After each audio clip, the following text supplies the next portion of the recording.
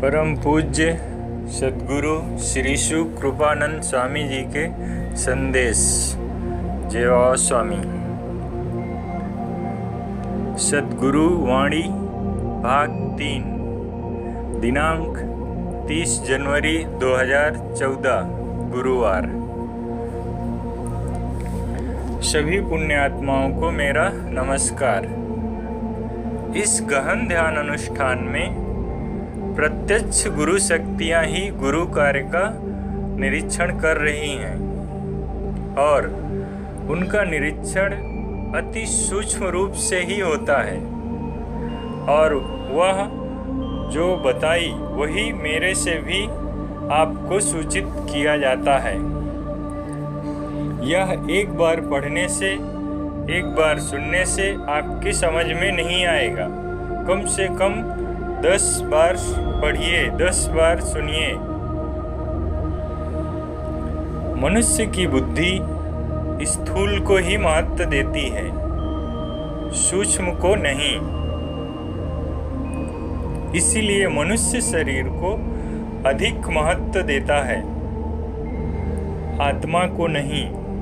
शरीर से किए गए कर्म, वह पुण्य कर्म हो या पाप कर्म, शरीर के ही मैं के अहंकार को ही वृद्धिगत करते हैं। पुण्य कर्म के कारण मनुष्य सद्गुरु तक पहुंच भी जाता है, लेकिन सद्गुरु को जान नहीं पाता है और मान नहीं पाता।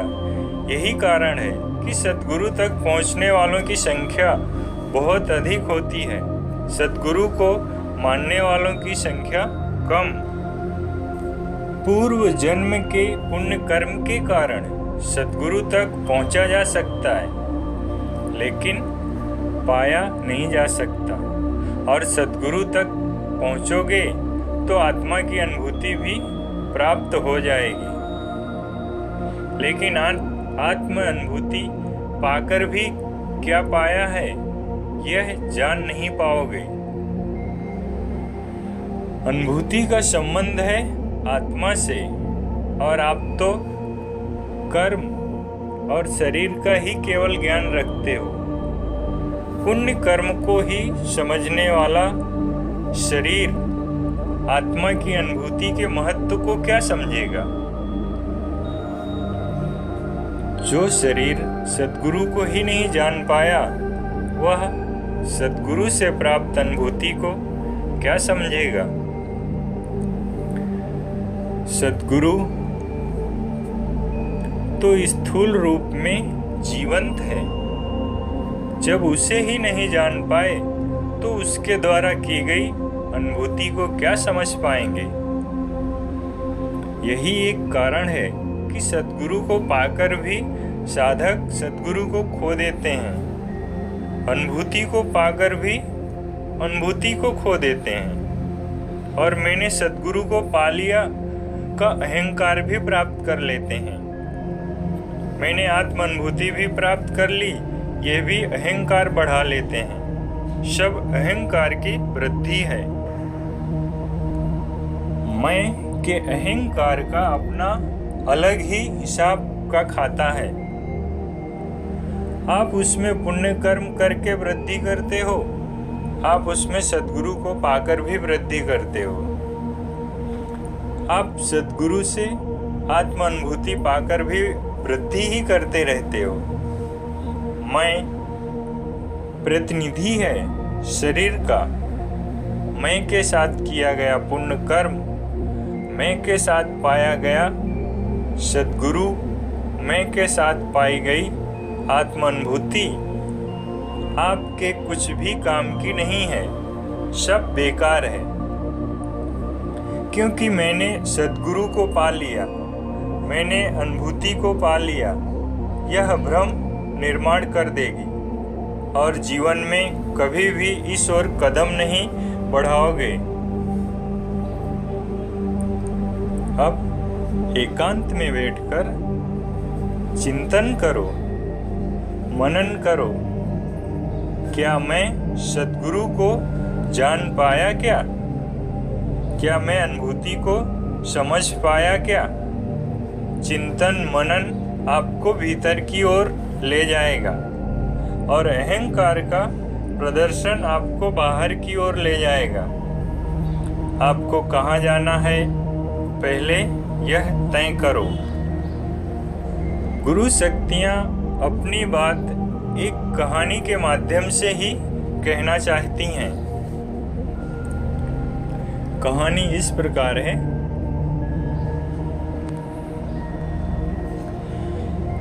एक था रामू,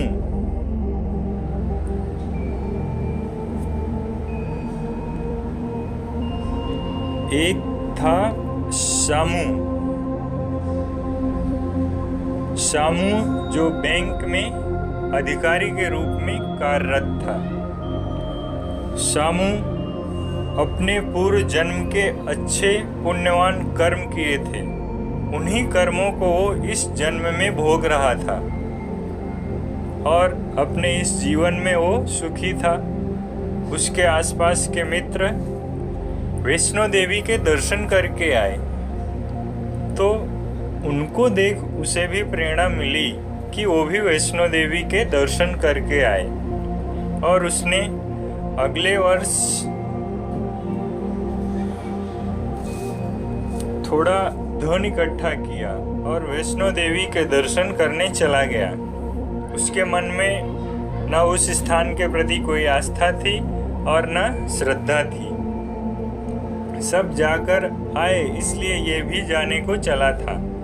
वह वहाँ गया भी। वहाँ जाकर सब लोग दर्शन कर रहे थे। इस शामू ने भी दर्शन किए और वापस अपने घर आ गया और घर पर आकर अपने मित्रों से कहने लग गया, मैंने भी वैष्णो देवी के दर्शन किए, मैं भी वहाँ जाकर आया। यानी वहाँ जाकर आके शामू ने अपने अहंकार में वृद्धि कर ली कि मैंने भी दर्शन किया, मैं भी वहाँ यात्रा करके आया। लेकिन वहाँ जाकर जो प्राप्त होना चाहिए वो उसे नहीं मिला, क्योंकि उसका ज्ञान उसे नहीं था। यह शरीर और पुण्य कर्म की यात्रा थी। एक था रामू जो चाय बागान में एक मजदूर था। उसने भी जब वैष्णो देवी के बारे में जाना तभी से वह उसका भक्त बन गया था। वो सतत वैष्णो देवी का चिंतन करता था। वो जानता था वैष्णो देवी वो स्थान है जहाँ जाकर मनुष्य की सभी मनोकामनाएं पूर्ण हो जाती हैं। उस स्थान के चैतन्य को वो जानता था और ये भी जानता था वहाँ जाकर उसे क्या मांगना है, और ये भी जानता था कि वहाँ जाने के लिए जो धन चाहिए वो उसके पास कभी भी नहीं होगा। इसलिए उसने रोज वैष्णो देवी की पूजा करना प्रारंभ किया और पूजा करते करते वो वैष्णो देवी से इतना एक रूप हो गया कि ध्यान में उसे वैष्णो देवी ने दर्शन दिए। और फिर एक चमत्कार हुआ। उसके मालिक की बूढ़ी माँ को दर्शन करने की इच्छा हुई, तो अकेली बूढ़ी माँ को वैष्णो देवी कैसे भेजें, इसलिए रामू के मालिक ने रामू को भी उसी बूढ़ी माँ के साथ वैष्णो देवी दर्शन करने को रवाना किया और दोनों ही इस यात्रा पर चल पड़े। आज रामू बहुत प्रसन्न था क्योंकि उसके जीवन की यह सबसे बड़ी इच्छा पूर्ण होने वाली थी। उसकी संपूर्ण जीवन की आस पूर्ण होने वाली थी। रामू अपनी मालिक की बूढ़ी माँ के साथ वैष्णो देवी के स्थान तक पहुँचा। वहाँ जाकर उसे एक निर्विचारिता की स्थिति प्राप्त हो गई और उसने वहाँ जाकर वैष्णो देवी को प्रार्थना की कि मुझे इसी जन्म में मोक्ष का मार्ग बताओ।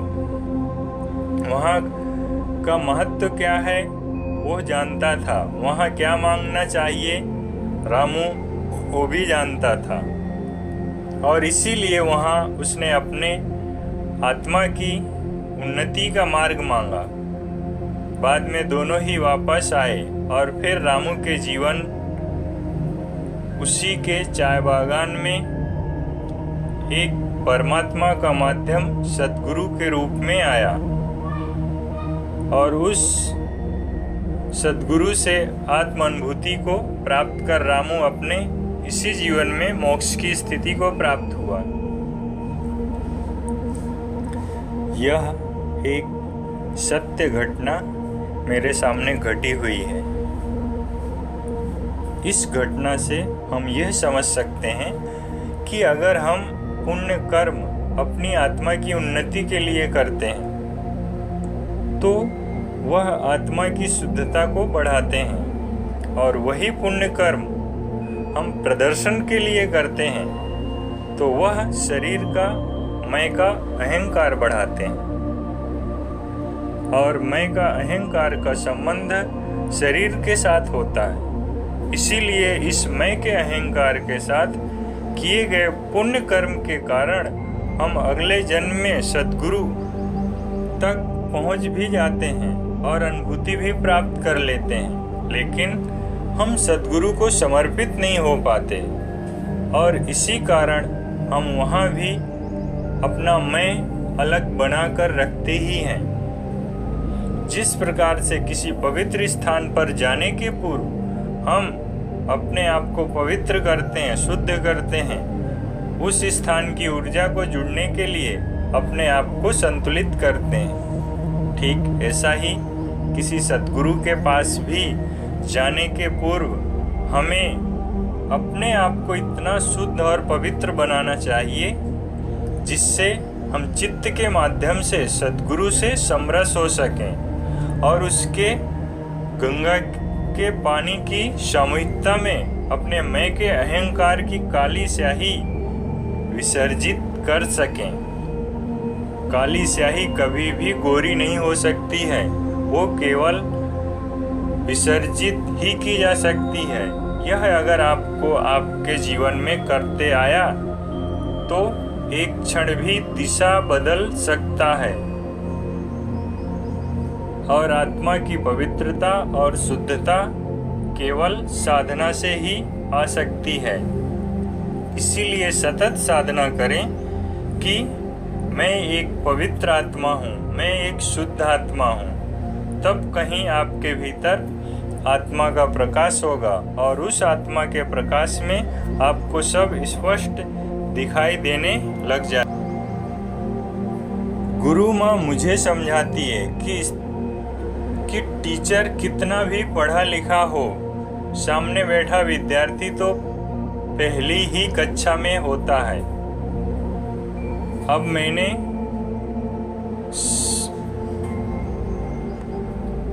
प्रयास किया तो भी मेरा सारा ज्ञान तो उस विद्यार्थी में मैं डालना भी चाहूँ तो नहीं डाल सकती, क्योंकि वह ज्ञान पाने के लिए मुझे 18 साल लगे हैं। वो ज्ञान पाने के लिए उस मेरे विद्यार्थी को भी 18 साल तो लगेंगे ही।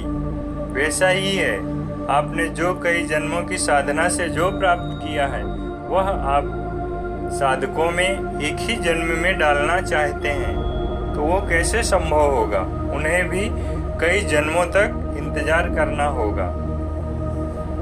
मैंने कई जन्मों तक इंतजार किया है। मैंने कहा था कि मैं साधकों की माँ हूँ। जो कष्ट, जो तकलीफ़ें मैंने मेरे जीवन में उठाई है वह मेरे बच्चों को ना उठाना पड़े, यह मेरे प्रथम है। और व्यवहारिक शिक्षा में तू कहती है वो सही है, लेकिन आध्यात्मिक शिक्षा में सद्गुरु का समूचा ज्ञान तत्क्षण में ही शिष्य को प्राप्त हो सकता है। यह मेरा निजी अनुभव है, क्योंकि बाद में शिष्य का शरीर अलग हो, आकार अलग हो, रंग अलग हो, लिंग अलग हो, जाति अलग हो, देश अलग हो, धर्म अलग हो, लेकिन यह सब तो बाहरी है, शरीर का है, नाशवान है। यह अलग हो सकता है, लेकिन शिष्य की आत्मा एक रूप हो जाती है। ये घटना ठीक वैसी ही है जैसे किसी विशाल समुद्र में जाकर कोई नदी मिल जाती है। एक क्षण में नदी समुद्र बन जाती है, समुद्र कहलाती है। नदी का अपना कोई अस्तित्व ही नहीं रह जाता, क्योंकि यह एक नैसर्गिक घटना है। ठीक इसी प्रकार सद्गुरु के द्वारा शिष्य को अनुभूति भी एक नैसर्गिक घटना है। इस संसार में न कोई मनुष्य आत्मा की अनुभूति करा सकता है और न कोई मनुष्य इसे ग्रहण कर सकता है।